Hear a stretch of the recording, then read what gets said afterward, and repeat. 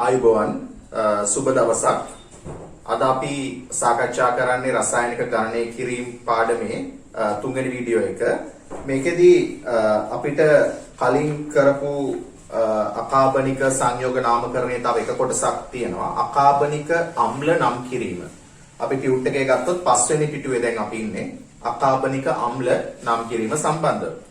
මේ අකාබනික අම්ල කියලා කිව්වහම මේගොල්ලෝගේ ඔක්සිජන් සහිත අම්ලක් තියෙනවා, ඔක්සිජන් රහිත අම්ලක් තියෙනවා, ඊළඟට ඔක්සිකරණාංකය වෙනස් වන අම්ලක් තියෙනවා. දැන් උදාහරණයක් විදිහට සල්ෆර්වල ඔක්සිකරණාංකය ධන 6 වෙන ඒවා, ධන 4 වෙන ඒවා, ඍණ 2 වෙන ඒවා, ඒ වගේ ඔක්සිකරණ අවස්ථා වෙනස් වෙන අවස්ථාවල අම්ල තියෙනවා.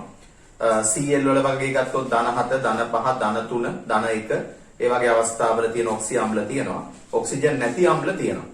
අපි ඉස්සල්ලාම ගත්තොත් ඔක්සිජන් නැති අම්ල කීපයක නම් කිරීම ටියුට් එකේ උදාහරණ දීලා තියෙනවා 6 වෙනි පිටුවේ. බලන්න දැන් H ධනායන මුදාහරින්න පුළුවන් අයට අපි අම්ල කියලා කියන්න පුළුවන්. ඒතර ඔක්සිජන් පැවතීම අනිවාර්ය නැහැ. HCl කියන එක අපි දන්නවා මේක අපි හයිඩ්‍රොක්ලොරික් ඇසිඩ් කියලා දැනට භාවිතා කරලා තියෙනවා.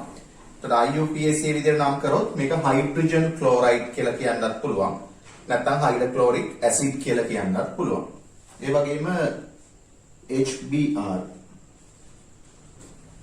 HBr කියන එක හයිඩ්‍රජන් බ්‍රොමයිඩ් එහෙම නැත්නම් හයිඩ්‍රොබ්‍රොමික් ඇසිඩ් කියලා කියන්න පුළුවන්. ඊළඟට අපි බලමු HCN. ඒතර HCN කියන එක හයිඩ්‍රජන් සයනයිඩ්. එහෙම නැත්නම් හයිඩ්‍රොසයනික් ඇසිඩ්. ඒතර නිතරම මේ ඇසිඩ් කියලා ලියනකොට ඒ ලියපු වචනේ ඉඩක් තියලා තමයි ඇසිඩ් කියන එක අපි ලියන්නේ. ඊට පස්සේ තව අපි ගත්තොත් එක උදාහරණයක් H2S.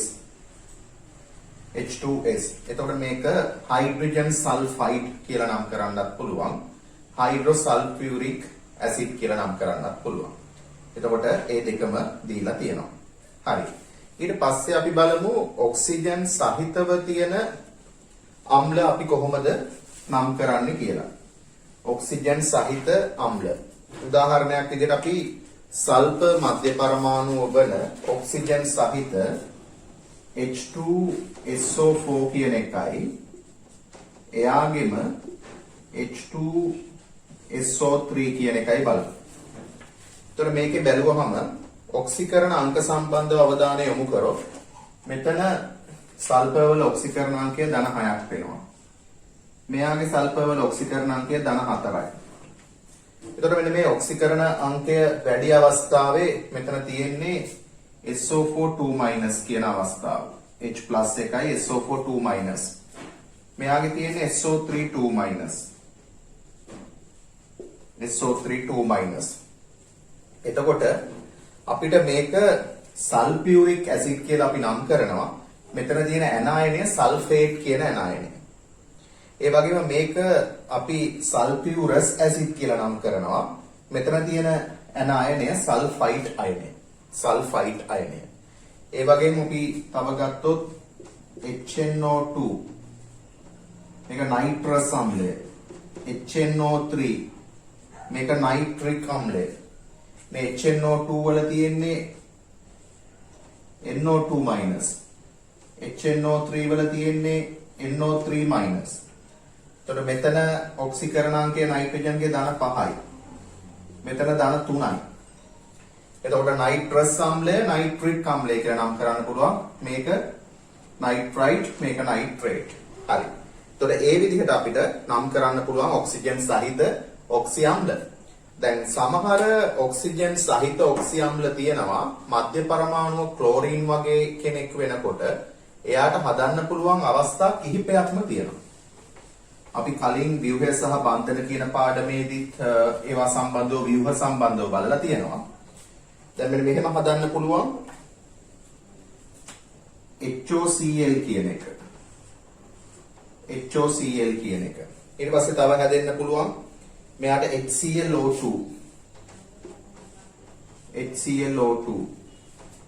තව HClO3. ඒ වගේම HClO4. ඒකට මේ අවස්ථාවල ඔක්සිකරණාංක බැලුවොත් මෙතන ඔක්සිකරණාංකය ධන 1යි. ඔක්සිජන්ගේ ඍණ 2යි, මෙයාගේ ධන 1යි මෙයාගේ ධන 1ක් වෙනවා. මෙතන CL වල ධන 3යි. මෙතන CL වල ධන 5යි. මෙතන CL වල ධන 7යි. ධන 7යි. එතකොට මේක hypochlorous acid කියලා නම් කරනවා. hypochlorous acid. මේක chlorous acid කියලා නම් කරනවා. මේක chloric acid කියලා නම් කරනවා. මේක perchloric acid කියලා නම් කරනවා. එතකොට නැවත බලා ගන්න. මේක hypochlorous acid ධන 1 අවස්ථාව. ධන 3 කියන එක chlorous acid. මේක chlorous acid. මේක chloric acid. chloric acid. එතකොට මේක perchloric acid. අර ධන උපරිම අවස්ථාව තියෙන එක perchloric කියලා හඳුන්වනවා. එතකොට මේගොල්ලෝ ආම්ලික ගති තියෙන හින්දා මේගොල්ලෝ සෝඩියම් හයිඩ්‍රොක්සයිඩ් වගේ භස්මයක් දැම්මොත් අපි දන්නවා උදාසීන වෙනවා. අම්ලයේකි භස්මයේකි ප්‍රතික්‍රියා කරන හින්දා. එතකොට දැන් HClO4 වලට සෝඩියම් හයිඩ්‍රොක්සයිඩ් දැම්මොත් සෝඩියම් ක්ලෝරේට් කියන ලවණය හැදෙනවා. මෙහෙමනේ ප්‍රතික්‍රියාව සිද්ධ වෙන්නේ. සෝඩියම් හයිඩ්‍රොක්සයිඩ් කියන එක භාෂ්මිකයි. මේ සෝඩියම් හයිඩ්‍රොක්සයිඩ් වලට අපි HClO4 වගේ අම්ලයක් දැම්මොත් HClO4 වගේ අම්ලයක් දැම්මොත් එතකොට අම්ලයක් භාෂ්මයක් එක්ක ප්‍රතික්‍රියා කරාම ලවණයක් සහ ජලය හැදෙනවා. මෙතන හැදෙනවා NaClO4 කියන ලවණය සහ ජලය. එතකොට ඔන්න NaClO4 කියන එක සෝඩියම් පර්ක්ලෝරේට් කියලා තමයි හඳුන්වන්නේ. මේක අපි ඇසිඩ් එක නම් කරනකොටත් නම් කරේ පර්ක්ලෝරික් ඇසිඩ් කියලානේ. එතකොට එයාගේ ඇති වෙන ලවණය අපි නම් කරනවා සෝඩියම් පර්ක්ලෝරේට්. එතකොට ඒ වගේම HClO3 ප්‍රතික්‍රියා කරොත් සෝඩියම් හයිඩ්‍රොක්සයිඩ් එක්ක එතන හැදෙන්න පුළුවන් NaClO3. NaClO3. දැන් මෙයා HClO4 ප්‍රතික්‍රියා කරාම සෝඩියම් හයිඩ්‍රොක්සයිඩ් එක්ක හැදුනේ NaClO4.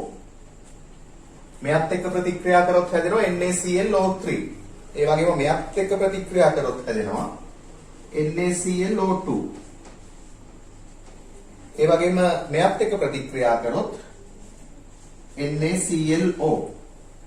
ඒතර ඒව නම් කරන විදිහත් ඔතන ලවණයේ නාමය දෙන විදිහත් අන්තිමට වගුවකින් 6 වෙනි පිටුවේ දීලා තියෙනවා බලන්න. මේක සෝඩියම් පර්ක්ලෝරේට්, මේක සෝඩියම් ක්ලෝරේට්, මේක සෝඩියම් ක්ලෝරයිඩ්, මේක සෝඩියම් හයිපොක්ලෝරයිඩ්. අඩු මේක හයිපෝ, වැඩි මේක පර්. මේක ක්ලෝරස්, මේක ක්ලෝරික් ඇසිඩ් එක. ඒතර සෝල්ට් එක එහෙම නැත්නම් ලවණය, ක්ලෝරයිඩ්, ක්ලෝරේට්. ඒවා සම්බන්ධව ටිකක් අවධානය යොමු කරන්න. හරි. අපි ඊට පස්සේ යනවා මේකේ වෙනමම කොටසකට ටියුට් එකේ 7 වෙනි එක මූලද්‍රව්‍යයක මධ්‍යන්න පරමාණුක ස්කන්ධය හොයන එක. අපි පළවෙනි පාඩමේදී කතා කරා පරමාණුක ස්කන්ධය කොහොමද හොයන්නේ කියලා. සාමාන්‍යයෙන් පරමාණුක ස්කන්ධය අපි ප්‍රායෝගිකව ස්කන්ධය මනින්න භාවිතා කරන ග්‍රෑම්, කිලෝග්‍රෑම් හෝ මිලිග්‍රෑම් කියන ඒකක වලින් පාවිච්චි කරන්න බෑ. පරමාණුව ඉතා කුඩා හින්දා.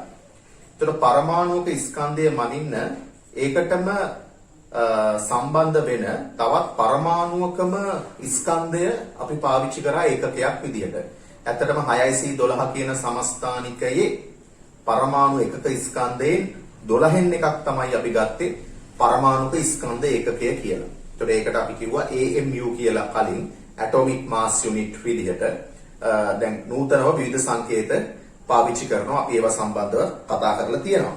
එතකොට මෙතෙන්දී දැන් ගොඩාක් ඒවායි සමස්ථානික මිශ්‍රණ විදිහට තියෙන්නේ. දැන් අපි ගත්තොත් උදාහරණයක් විදිහට දැන් ක්ලෝරින් කියන එක්කෙනාට Cl කියන එක්කෙනාට මෙයාගේ පරමාණු ක්‍රමාංකය 17යි ස්කන්ධ ක්‍රමාංකය 35යි වෙච්ච සමස්ථානිකයක් තියෙනවා. Cl වල පරමාණුක ස්කන්ධය පරමාණු ක්‍රමාංකය 17යි ස්කන්ධ ක්‍රමාංකය 37යි වෙච්ච අවස්ථාවක් තියෙනවා. එතකොට අපි මෙහෙම ගත්තොත් පරමාණු සාම්පල් එකක් අපි හිතුවොත් මේකේ හරියටම මේ දෙන්න 150 ඉන්නවා කියලා. ඒ කියන්නේ මේකේ මේ සාම්පල් එකේ ස්කන්ධය අනුව 150ක් තියෙනවා මෙයා. මෙන්න මේ 35 අවස්ථාව. Cl 35 කියන අවස්ථාව. ඒ වගේම තවත් 150ක් තියෙනවා. තවත් 150ක් තියෙනවා Cl වල 37 කියන අවස්ථාව. ඔය විදිහට අපි බැලුවොත් මේකේ මධ්‍යන්න පරමාණු ස්කන්ධය ගන්න කිව්වොත් ඉතින් අපිට තේරෙනවා මේකේ 35න් තියෙන්නේ 150යි 36න් තියෙනවා තවත් 150. sorry 37න් තියෙනවා තවත් 150. 35න් 50යි 37න් 50යි. ඉතින් මේක එකතු කරාම අපිට මධ්‍යන්න එනවා 36ක් කියලා නේ. පැහැදිලි මේක එකතු කරලා සුළු කරලා ගත්තොත් 36ක් කියනවා. ඉතින් මෙයාගේ 150යි මෙයාගේ 150යි තියෙන හින්දා. අපි හිතුවොත් ඕක වෙනස් වෙනවා කියලා මෙහෙම. CL35 කියන එකෙන් 150ක් නෙමෙයි. CL35 කියන එකෙන් තියෙන්නේ 125යි කියලා හිතා. මෙයාගෙන් තියෙන්නේ 125යි. මෙයාගෙන් තියෙනවා CL37න් තියෙනවා 175ක්. මෙයාගෙන් තියෙනවා 175ක්. මෙයාගෙන් තියෙන්නේ 125යි. මෙයාගෙන් තියෙන්නේ 175යි. දැන් මධ්‍යන්න පරමාණු ස්කන්ධය මේකේ හොයන්න කියලා කිව්වොත් අපිට පුළුවන් මෙහෙම 35න් 125යි 37න් 175යි.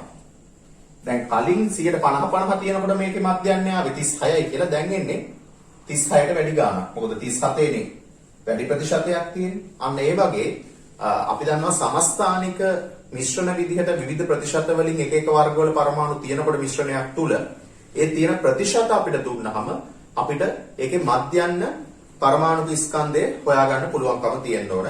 උදාහරණ දෙකක් ටියුට් එකේ 7 වෙනි පිටුවේ පෙන්වලා තියෙනවා. හරි. ඒක ප්‍රමාණවත්. අපි බලමු දැන් මේ පාඩමේ තියෙන වැදගත්ම කොටසක් මෞලය සම්බන්ධව අධ්‍යයනය කරන්න අපි යන්නේ. දැන් මෞලය කිව්වහම පටලවා ගන්න නැතුව මේකේ කියන්නේ මොකක්ද කියන සංකල්පය නිවැරදිවම ඔලුවට දාගන්න ඕන. නිකන් ගණන් හදාගෙන කටපාඩමෙන් ගිහිල්ලා වැඩක් නැහැ. මේකේ මොකක්ද මේ මෞලය කියන එක කියන්නේ? මෞලය කියන එකේ තේරුම මොකක්ද කියලා සංකල්පය නිවැරදිව ඔලුවට දාගන්න ඕන. දැන් අපි සරලව හිතුවොත් අපි එදිනෙදා ජීවිතයේදී සමහර දේවල් අපේ ලේසියට අපි විවිධ වචන පාවිච්චි කරනවානේ. දැන් උදාහරණයක් විදිහට 12යි කියන සංඛ්‍යාව වෙනුවට අපි දුසිම කියන එක සමාජයේ භාවිතා වෙනවා. අපි පිඟන් දුසිමක් නේ. තවත් අවස්ථාවල දුසිමක් කිව්වොත් අපි දන්නවා ඒ තුල 12ක් අන්තර්ගතයි කියලා. ඒ වගේම අපි ශතකය කියන වචනේ පාවිච්චි කරනවා. ශතකය කිව්වොත් අපි දන්නවා ඒ තුල 100ක් අන්තර්ගතයි. 100ක් කියන එක තමයි ශතකය කියලා කියන්නේ. ඒ වගේ මෞලය කියන එකත් ඒක තුල අන්තර්ගත යම් සංඛ්‍යාවක්, විශාල සංඛ්‍යාවක් ලෙහෙසියට කියනවා මෞලය කියලා. දැන් මෞලය කියලා කිව්වොත් මෞල එකක්. මෞල එකක් කියන්නේ මේක තුල තියෙන සංඛ්‍යාව ඇවගාඩ්‍රෝ සංඛ්‍යාවක්. ඇවගාඩ්‍රෝ සංඛ්‍යාව කියලා කියන්නේ ප්‍රමාණයෙන් අති විශාල සංඛ්‍යාවක්. 6.022 වැඩි කිරීම 1023ක්. මේක සුළු කරලා ලියන්න ගියොත් 10 3කින් වැඩි කරොත් 6022 එනවා. 6022 අගට තව බිංදු 20ක් ලියන්න ඕන. ඒතර විශාල සංඛ්‍යාවක්. ඒතර මෙන්න මේ ඇවගාඩ්‍රෝ සංඛ්‍යාවක් අන්තර්ගත වෙනවා මෞල එකක් කියන ප්‍රමාණයට. දැන් අපි කිව්වොත් මිනිස්සුන්ගේ මෞල එකක් ඉන්නවා මුළු ලෝකෙම. ඉන්න මිනිස්සු සංඛ්‍යාව. එහෙනම් අපිට තේරෙනවා මිනිස්සු මෞල එකක් ඉන්නවා නම් මිනිස්සු ඉන්න ඕන 6.022 වැඩි කිරීම 1023ක ප්‍රමාණයක්. දැන් අපිට කිව්වොත් අහසේ තරු තියෙනවා මෞල එකක්. ඒතකොට තරු මෞලයක තියෙන තරු සංඛ්‍යාව කියන්නේ 6.022 වැඩි කිරීම 1023ක්. දැන් එහෙම නැත්නම් අපි හිතමු මෙන්න මේ සංකල්පය හොඳට ඔලුවට ගන්න. ඒතකොට ඉදිරියේදී ඔයගොල්ලන්ට පටලැවෙන්නේ නැතුව මෞලයක් තුල තියෙන දැන් අණු මෞලයක් තුල තියෙන පරමාණු ඒ වගේ වහනවා. ඒව ගැන එච්චර ගැඹුරින් හිතන්න එපා. මිනිස් මෞලයක් කියලා මම කිව්වනේ. මේ ලෝකේ ඉන්න මිනිස්සු සංඛ්‍යාව මෞලයක්. ඒතකොට මේ මෞලයක් කියන්නේ මිනිස්සු කොච්චරද කියලා අහුවොත් 6.022 වැඩි කිරීම 1023ක්. හරි. ඔයගොල්ලන්ට ඕක තේරෙනවා නම් මේ ලෝකේ ඉන්න මිනිස්සු ගාන මිනිස්සු මෞලයක් නම් ඉන්න මිනිස්සු සංඛ්‍යාව ඔයගොල්ලෝ දන්නවා. අහුවනම් මේ ලෝකේ ඉන්න මිනිස්සු මෞලයක් නම් මේ ලෝකේ තියෙන මිනිස් S සංඛ්‍යාව එක මිනිස්සෙක්ගේ අපි දන්නවා S දෙකක් තියෙනවා. කාගෙත් දෙකක් තියෙනවා කියලා හිතන්න. එහෙනම් මුළු ලෝකෙම මිනිස්සු මෞලය නම් ඉන්නේ. ඉන්න මිනිස්සු සංඛ්‍යාව 6.02 වැඩි කිරීම 1023. ඒ වගේ දෙගුණයක් වෙන්න බෑ S සංඛ්‍යාව. එක මිනිහෙක්ගේ S දෙකක් තියෙන හින්දා. එහෙම නැත්නම් මේල් අපිට කිව්වොත් මිනිස්සු මවුලයක් ඉන්නවා ලෝකෙම. මිනිස් පාද සංඛ්‍යාව. එතකොට අපි දන්න එක මිනිස්සෙගේ පාද දෙකක් තියෙනවා. එහෙනම් මිනිස්සු ඉන්නේ මෙච්චර සංඛ්‍යාවක් නම් ඔක දෙකෙන් වැඩි වෙන්න ඕන. අන්න ඒ වගේ දේවල් ඉදිරියේදී අපි මේ රසායන විද්‍යාවට ආදේශ කරගන්න වෙනවා. ඉතින් මෙන්න මේ මවුලය කියන එක පැත්තකින් මවුල එකක් කියලා කියන්නේ 6.02 වැඩි කිරීම 1023ක ප්‍රමාණයක්. දැන් අපිට කිව්වොත් කාබන් වල ස්කන්ධ ක්‍රමාංකය 12 කියන එකෙන් හරියටම ග්‍රෑම් 12ක් ගත්තොත් මේක තුල තියෙනවා මවුල එකක්. එහෙනම් මවුලය කියන එක තව පැත්තකින් කියන්න පුළුවන්. දැන් මවුලය කියන එක තුල තියෙන සංඛ්‍යාව අවගාඩ්‍රෝ සංඛ්‍යාව. 6.02 වැඩි කිරීම 1023 කියන අවගාඩ්‍රෝ සංඛ්‍යාව තමයි මවුලය තුල අන්තර්ගත සංඛ්‍යාව. අනිත් පැත්තෙන් දැන් කාබන් වල ස්කන්ධ ක්‍රමාංකය 12 නම් මෙයාගේ ග්‍රෑම් 12ක් කියන්නේ මවුල එකයි. ඒ කියන්නේ සාපේක්ෂ පරමාණුක ස්කන්ධයට සමාන ග්‍රෑම් ගාන. සාපේක්ෂ පරමාණුක ස්කන්ධයට සමාන ග්‍රෑම් ගාන. ඒකත් සමාන වෙනවා මවුල එකකට. ඔය සාපේක්ෂ පරමාණුක ස්කන්ධයට සමාන ග්‍රෑම් ගානට අපි ඒ හින්දා කියනවා මෞලික ස්කන්ධය. මවුල එකක ස්කන්ධය. තේරුම් ගන්න එක. සාපේක්ෂ පරමාණුක ස්කන්ධයට සමාන ග්‍රෑම් ගානක්. දැන් කාබන්ගේ සාපේක්ෂ පරමාණුක ස්කන්ධය 12යි. කාබන් ග්‍රෑම් 12ක් ගත්තම ඒ තුල මවුල එකක් තියෙනවා. එහෙනම් සාපේක්ෂ පරමාණුක ස්කන්ධයට සමාන ග්‍රෑම් ගානක් ගත්තාම ඒ තුල මවුල එකක් තියෙනවා කියන්නේ මේ සාපේක්ෂ පරමාණුක ස්කන්ධයට සමාන ග්‍රෑම් ගානට අපි වචනයක් කියනවා මෞලික ස්කන්ධය. මවුල එකක ස්කන්ධය. මෞලික ස්කන්ධය. එතකොට මෞලික ස්කන්ධය කියන එක සංකේතවත් කරනවා කැපිටල් M කියන සංකේතය. මවුල ගාන කියන එක සංකේතවත් කරනවා සිම්පල් N කියන සංකේතයෙන්. දැන් ඕගොල්ලොන්ට කාබන් ග්‍රෑම් 12කම මවුල එකක් තියෙනවා නම් කාබන් ග්‍රෑම් 24ක මවුල කීයක් තියෙනවද? 12ක එක නම් 24ක දෙකයි. කාබන් ග්‍රෑම් 36ක මවුල 3යි. එහෙනම් මවුල ගණන සමාන වෙනවා. මවුල ගණන කියන එක සමාන වෙනවා.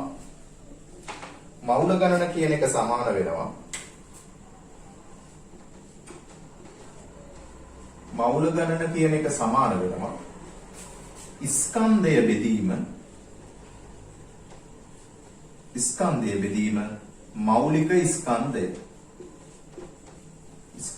බෙදීම මෞලික ස්කන්ධය. අපි මවුල ගාන කියන එකට ගන්න සංකේතය සිම්පල් n. ස්කන්ධය කියන එකට ගන්න සිම්පල් m. මෞලික ස්කන්ධය කියන්නේ කැපිටල් M. අන්න එහෙනම් ඔය සම්බන්ධයේ ඉදිරියේදී අපිට ගොඩාක් අවස්ථාවල පාවිච්චි කරන්න වෙනවා. මවුල ගණන සමානයි ස්කන්ධය බෙදීම මෞලික ස්කන්ධය කියන සම්බන්ධය. කාබන් ග්‍රෑම් 12ක මවුල එක නම් කාබන් ග්‍රෑම් 24ක මවුල දෙකයි කියලා එන්නේ මේ සමීකරණය අනුව. එතකොට සාපේක්ෂ පරමාණුක ස්කන්ධයට සමාන ග්‍රෑම් ගාණක් විතරක් නෙමෙයි. අපි කාබන් ඩයොක්සයිඩ් වගේ එකක් ගත්තොත් මේකේ තියෙන අණුනේ මේ CO2 අණු. එතකොට මේකේ අණුක ස්කන්ධය මෙයාගේ 12යි මෙයාගේ 16යි කියලා ගත්තොත් 16 වරක් දෙක 32යි 44ක් වෙනවා මෙයාගේ සාපේක්ෂ අණුක ස්කන්ධය. එතකොට සාපේක්ෂ අණුක ස්කන්ධය 44ක් කියන්නේ මෙයාගේ 44ක් ග්‍රෑම් ගත්තොත් ඕක සමාන වෙනවා මවුල එකට. එහෙනම් සාපේක්ෂ පරමාණුක ස්කන්ධයට සමාන ග්‍රෑම් ගාණක් විතරක් නෙමෙයි. සාපේක්ෂ අණුක ස්කන්ධයට සමාන ග්‍රෑම් ගාණක් ගත්තත් එතන අණු මවුල එකක් තියෙනවා. මෙතන තියෙන පරමාණු මවුල, මෙතන තියෙන අණු මවුල. අපි සෝඩියම් ධන වගේ අයනයක් ගත්තොත් අන්න ඒ වගේ අයනික ස්කන්ධයට සමාන ග්‍රෑම් ගාණක් ගත්තොත් අයන මවුල එකයි. මෙයාගේ සාපේක්ෂ පරමාණුක ස්කන්ධය 23යි. ධන කියන්නේ ඉලෙක්ට්‍රෝන එකක් ඉවත් වෙච්ච අවස්ථාව. ඉලෙක්ට්‍රෝන එකක් ඉවත් වුණා කියලා ස්කන්ධය අඩුවීම අපි සලකන්නේ නැහැ. එතකොට මෙයාගේ සාපේක්ෂ පරමාණුක ස්කන්ධය 23යි, අයනික ස්කන්ධය 23යි, සාපේක්ෂ අයනික ස්කන්ධය 23යි. මෙයාගේ ග්‍රෑම් 23ක් ගත්තොත් ඕක තුල මවුල එකක් තියෙනවා. එතකොට ඒක තුල තියෙන අයන සංඛ්‍යාව අවගාඩ්‍රෝ සංඛ්‍යාව. අයන 6.02 වැඩි කිරීම 1023. දැන් එහෙනම් අපිට මොකටම පැහැදිලි මේ පරමාණු අණු අයන තුල තියෙන මවුලය සම්බන්ධව සිද්ධ කරගෙන යන්න තියෙන ගණනය කිරීම වලට මූලික දැනුම අපි මෙතනින් ලබා ගත්තා. එහෙනම් මේක වඩාත් අපිට පැහැදිලි වුණාද කියන එක සලකන්න පුළුවන්. අපිට නිදසුන් ගැටලු කීපයක් තියෙනවා 8 වෙනි පිටුවේ. අපි බලමු ක්‍රමානුකූලව ඒ ගැටලු ටික අධ්‍යයනය කරගෙන යන්න.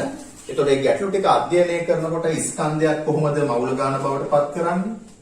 ඒ මවුල ගණන තුල තියෙන සංඛ්‍යාව කොහොමද අපි හොයාගන්නේ? අන්න ඒ වගේ සරල ගණනය කිරීම කිහිපයක් තුලින් අපිට මේ සංකල්ප වඩාත් හොඳට පැහැදිලි කරගන්න පුළුවන්. අපි එහෙනම් බලමු ටියුට් එකේ 8 වෙනි පිටුවේ තියෙන නිදසුන් ගැටලු. අපි බලමු ටියුට් එකේ තියෙන පළවෙනි ප්‍රශ්නය.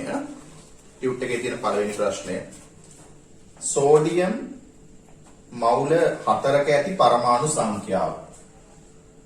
සෝඩියම් මවුල 4ක ඇති පරමාණු සංඛ්‍යාව. එතකොට අපි දන්නවා සෝඩියම් මවුල 1ක පරමාණු සංඛ්‍යාව අපි දන්නවා ඇවගාඩ්‍රෝ සංඛ්‍යාව 6.022 වැඩි කිරීම 1023 ඔච්චර ප්‍රමාණයක් තියෙනවා. එහෙනම් අපි බලමු සෝඩියම් මවුල 4ක පරමාණු සංඛ්‍යාව. හරිම සරලයි. මවුල 1ක 6.022 වැඩි කිරීම 1023ක් තියෙනවා නම් ඒක 4ෙන් වැඩි කරා නම් අපිට පිළිතුර ලබා ගන්න පුළුවන්. මෙතන මවුල 4ක් හින්දා. එතකොට 4ෙන් ගුණ කරාම මෙතන 24.0.8 වැඩි කිරීම 1023යි කියලා එනවා. අපි සම්මත ආකාරයට සකස් කරොත් 2.4.88 වැඩි කිරීම 1024යි කියලා අපිට පිළිතුර ලකුණු කරගන්න පුළුවන්. එහෙනම් මේ ප්‍රශ්නෙට පිළිතුර අපිට පහසුවෙන් ලබා ගන්න පුළුවන්. හරි. අපි බලමු දැන් මේකේ තියෙන දෙවෙනි ප්‍රශ්නය.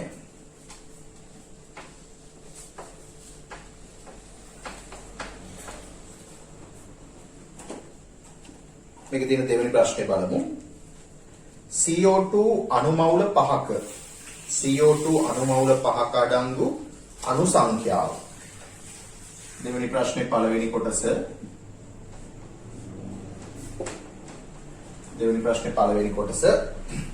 CO2 අණුමවුල 5ක අඩංගු අණු සංඛ්‍යාව.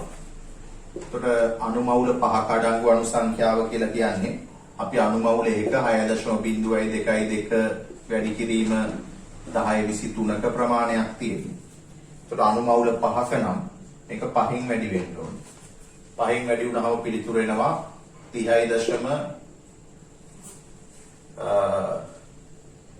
5.2 බිංදුව එකක් ඉතිරි 5.2 11න් එකක් ඉතිරි ඔය වගේ ගාණක් 30.1 බිංදුව වැඩි කිරීම 1023ක්. ඒතර සම්මත විදිහට ලිව්වොත් 3.0.11 වැඩි කිරීම 1024ක් අණු තියෙනවා CO2 අණුමවුල 5ක් තුල. CO2 අණුමවුල 5ක තියෙන අණු සංඛ්‍යාව. එතකොට අපිට ඔය විදිහට පිළිතුර ලබා ගන්න පුළුවන්.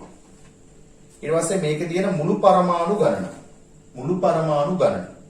දැන් බලන්න මෙතන තියෙන්නේ CO2 නේ. CO2 කියලා කිව්වහම CO2 එක අණුවක් තුල කාබන් එකක් තියෙනවා ඔක්සිජන් දෙකක් තියෙනවා. එහෙනම් CO2 අණු එකක් තුල පරමාණු තුනක් තියෙනවා. CO2 අණු එකක් තුල පරමාණු තුනක් තියෙනවා.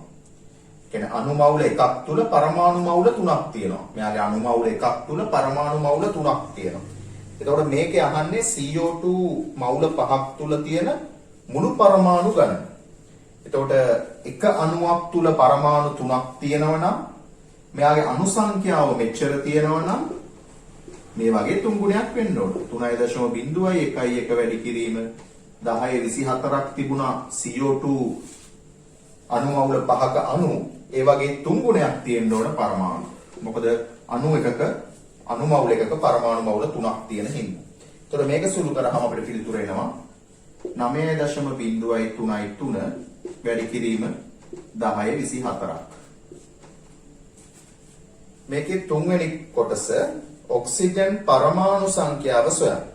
ඒතර මේක තුල අපි දන්නවා කාබන් ඩයොක්සයිඩ් මවුල 5 තියෙන ඔක්සිජන් පරමාණු මවුල ගන්න හොයන්න නම් කාබන් ඩයොක්සයිඩ් අණු මවුල එකක තියෙන්නේ ඔක්සිජන් 2යි.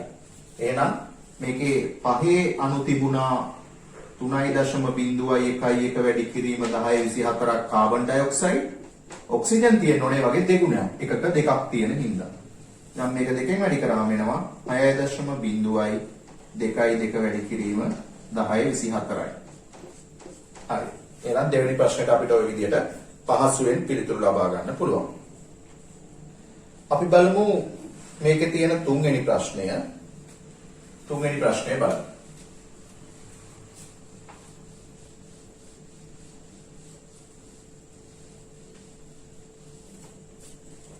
මැග්නීසියම් පරමාණු 2 වැඩි කිරීම 1024ක් අඩංගු වන්නේ කොපමණ මවුල ප්‍රමාණයක් තුලදයි සොයන්න. එතකොට අපෙන් අහන්නේ මැග්නීසියම් පරමාණු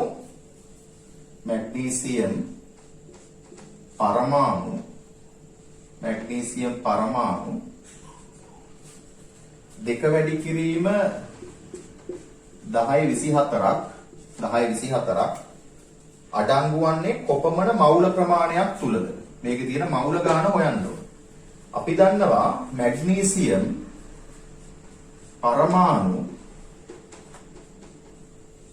6.22 වැඩි කිරීම 1023 කියන ඇවගාඩ්‍රෝ සංඛ්‍යාව 1023 කියන ඇවගාඩ්‍රෝ සංඛ්‍යාව ගත්තොත් මේක තුල තියෙන මවුල ගන්න මේ ඇවගාඩ්‍රෝ සංඛ්‍යාව තුල තියෙන මවුල ගන්න අපි දන්නවා එකයි. මවුල එකක් නේ තියෙන්නේ.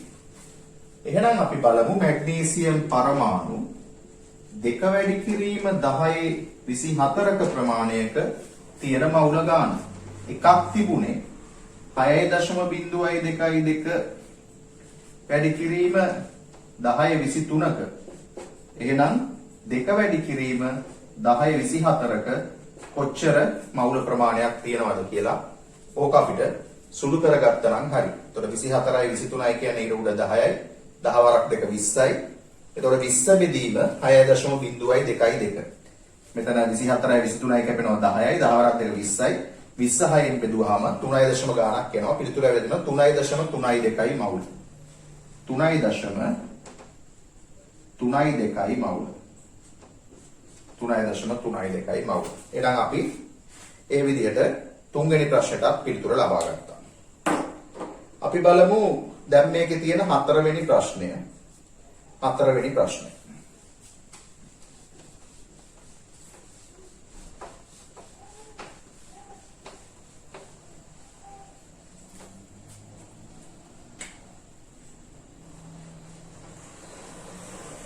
ප්‍රශ්නාංක 4. H2O අණු 3.01 වැඩි කිරීම 1022ක් අඩංගු වන්නේ කොපමණ ජලය මවුල ප්‍රමාණයක් තුලදයි සොයන්න. ඉතින් කලින් වගේමයි. ජලය අපි දන්නවා 6.02 වැඩි කිරීම 1023ක ප්‍රමාණයක් තුල තියෙනවා මවුල එකක්. මවුල එකක්. අපෙන් අහනවා ජලය අණු 3.01 වැඩි කිරීම 1022ක කොච්චර තියෙනවද කියලා. එහෙනම් අපි කරන්න ඕන මේකේ ජලය 3.01 වැඩි කිරීම 1022ක මවුල ගණන අහන්න. අපි දන්නවා ඉතින් 6.02 වැඩි කිරීම 1023කම එකයි තියෙන්නේ. එහෙනම් 3.01 වැඩි කිරීම 1022කින් කොච්චර තියනවද කියලා ඔක සුළු කරොත් එනවා. එතකොට මෙතන 22ට 23 කැපෙනවා ඉරියට 10යි. එතකොට 3.01 බෙදුවාම 0.5යි. ඉරියට 10කුත් තියෙනවා 0.05යි. එහෙනම් පිළිතුර ඇවිල්ලා තියෙනවා ඒකේ 0.05යි මවුල. 0.05යි මවුල. හරි. ඊට පස්සේ අපි බලමු ඒකේ තියෙන පස්වෙනි ප්‍රශ්නය. මේකේ තියෙන පස්වෙනි ප්‍රශ්නේ බලමු.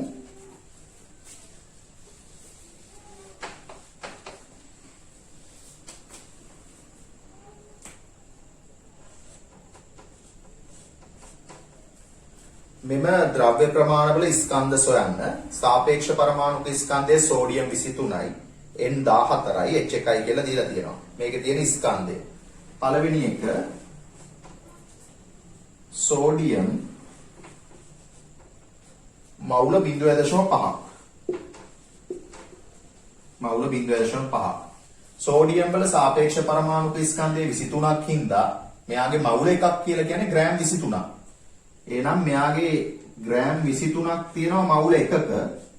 එහෙනම් මවුල 0.5ක් කියලා කියන්නේ කොච්චර ස්කන්ධයක්ද කියලා අපිට හොයාගන්න පුළුවන්. මෙන්න මේ සම්බන්ධය පාවිච්චි කරන්න පුළුවන්. මවුල ගණන සමානයි ස්කන්ධයේ බෙදීම මෞලික ස්කන්ධය. ඒතර මෙතන අපිට සෝඩියම් මවුල 0.5ක් දෙනවා. මෙයා දන්නවා අපි.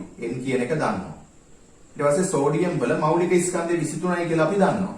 එහෙනම් M හොයන්න තියෙන ස්කන්ධය හොයන්න තියෙන. ඒතර M මුක්ත කරාම M සමාන වෙන්නේ මවුල ගාන වැඩි කිරීම මෞලික ස්කන්ධයට.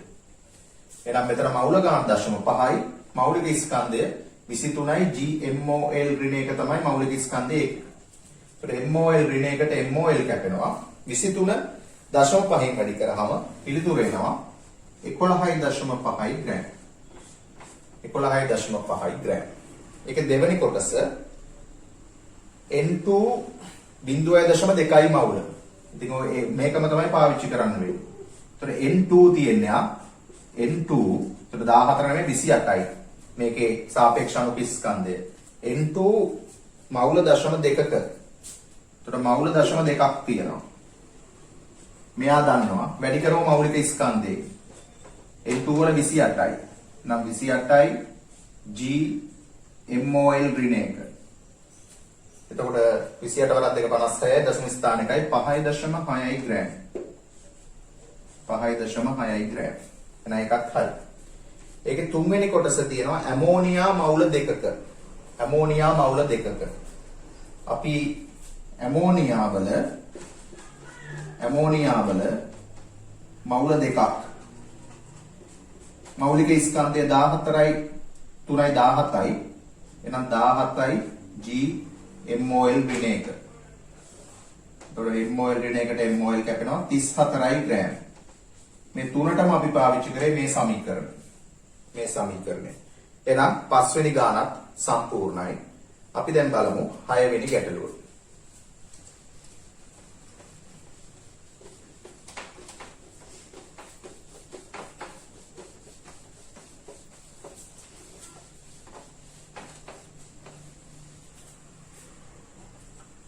ගැටලු අංක 6.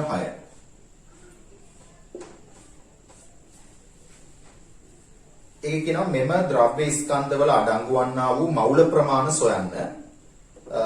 Magnesium gram 4.8යි, Cl2 7.1යි, H2SO4 4.9යි. එතකොට සාපේක්ෂ පරමාණු ස්කන්ධ දීලා දිනවා. මෙන්න මේ සම්බන්ධයම තමයි. මවුල ගාන සමානයි ස්කන්ධයේ බෙදීම මෞලික ස්කන්ධය. මෙයා හොයන්න තියෙන්නේ මේ දෙක අපි දන්නවා. එහෙනම් පළවෙනි එකේ අපෙන් අහන්නේ මැග්නීසියම් ග්‍රෑම් 4.8ක්. එතකොට මැග්නීසියම් ග්‍රෑම් 4.8ක තියෙන මවුල ගාන සමාන වෙනවා ග්‍රෑම් 4.8 බෙදමු මෙයාගේ මෞලික ස්කන්ධය. මැග්නීසියම් වල සාපේක්ෂ පරමාණු ස්කන්ධය 24යි. එහෙනම් මෞලික ස්කන්ධය 24යි GMOL ඍණ එක. එතකොට මේක සුළු කරාම උත්තර එනවා 0.2යි මවුල. ඊට G කැපෙනවා MOL ඍණ කියන එක උඩ එනකොට MOL 0.2යි මවුල. 0.2යි මවුල. ඊළඟට Cl2 7.1ක්. So Cl2 7.1ක් කියන්නේ ග්‍රෑම් 7.1යි. Cl2 Cl2 වල මෞලික ස්කන්ධය 75.5යි කියලා සාපේක්ෂ පරමාණු ස්කන්ධ දෙනවා. ඒ වගේ දෙකක් 71යි. එතකොට 71යි GMOL ඍණ එක තමයි යාගේ මෞලික ස්කන්ධය. එතකොට මේක බෙදුවම උත්තර එනවා 0.1යි. 0.1යි මවුල. එන එකත් හරි. ඊට පස්සේ ඒකේ තුන්වෙනි කොටස H2SO4. H2SO4 ග්‍රෑම් දීලා තියෙනවා අපිට 4.9ක්. 4.9යි ග්‍රෑම්. එහෙනම් මෙයාගේ සිම්පල් ලෙන් තමයි 4.9. මෙයාගේ බලමු සාපේක්ෂ අණු ස්කන්ධය 2යි 32යි සල්ප වල 34යි. 16 වරක් 4 64යි. ඒතර 64යි 34යි 98යි. එහෙනම් මෙයාගේ මෞලික ස්කන්ධය 98යි GMOL ඍණ 1. ඒකෙන් බෙදුවාම පිළිතුර එනවා 0.05යි මවුල. 0.05යි මවුල. එහෙනම් 6 වෙනි ගානත් සම්පූර්ණයි. ඒකේ තව එක ගානක් තියෙනවා 7 වෙනි ගාන අපි බලමු. ගැටළු අංක 7.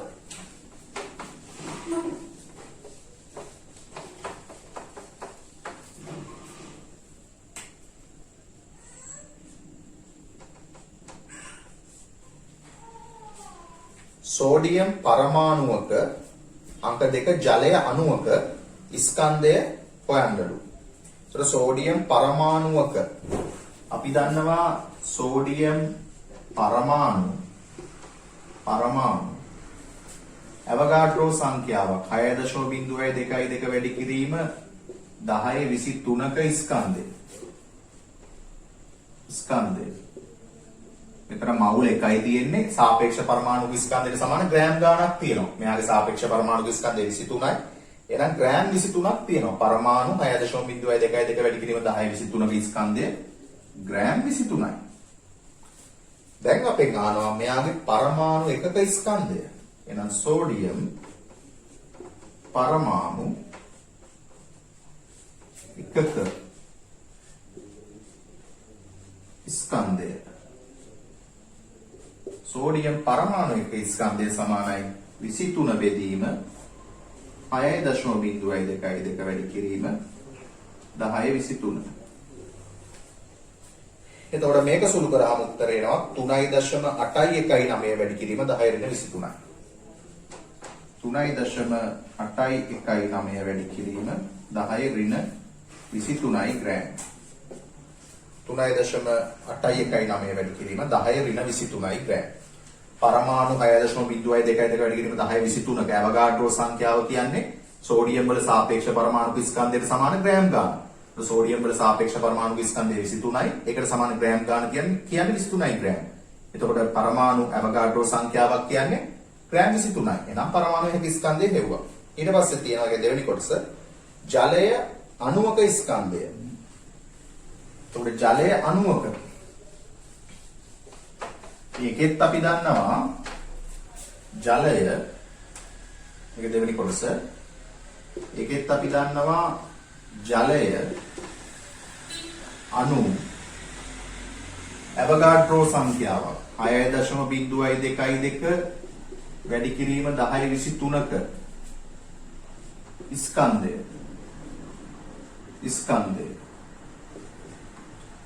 ජලය අණු 6.22 වැඩි කිරීම 1023ක ස්කන්ධය ග්‍රෑම් 18යි. මේක 16යි සාපේක්ෂ පරමාණුක ස්කන්ධය H වල එකයි. ඉතින් දැන් අහනවා අපි ඕක දන්නවනම් මෙයාගේ අණුවක ස්කන්ධය. නම් H2O අණුවක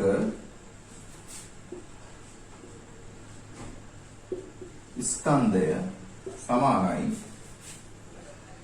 18යි ග්‍රෑම් බෙදීම 6.22 වැඩි කිරීම 1023යි. 1023යි. ඒතර මේක සුළු කරාම පිළිතුර එනවා 2.989 වැඩි කිරීම 10-23යි. 2.989 වැඩි කිරීම 10-23යි ග්‍රෑම්. හරි. එහෙනම් අපි ඔන්න දැන් මවුලය සාපේක්ෂ පරමාණුක ස්කන්ධය සාපේක්ෂ අණුක ස්කන්ධය ඇවගාඩ්‍රෝ නියතය සම්බන්ධව මවුල ගන්න සමාන ස්කන්ධය බෙදීම මෞලික ස්කන්ධය කියන සමීකරණය භාවිතා කිරීම සම්බන්ධව සරල වැදගත් ගණනය කිරීම බොහොමයක් කරා. අපිට ඊට පස්සේ වීඩියෝ එකෙන් පුළුවන් මවුල භාගය සහ භාග ප්‍රතිශත සම්බන්ධ මේ පාඩමේ ඉදිරි කොටස් සාකච්ඡා කරන්න.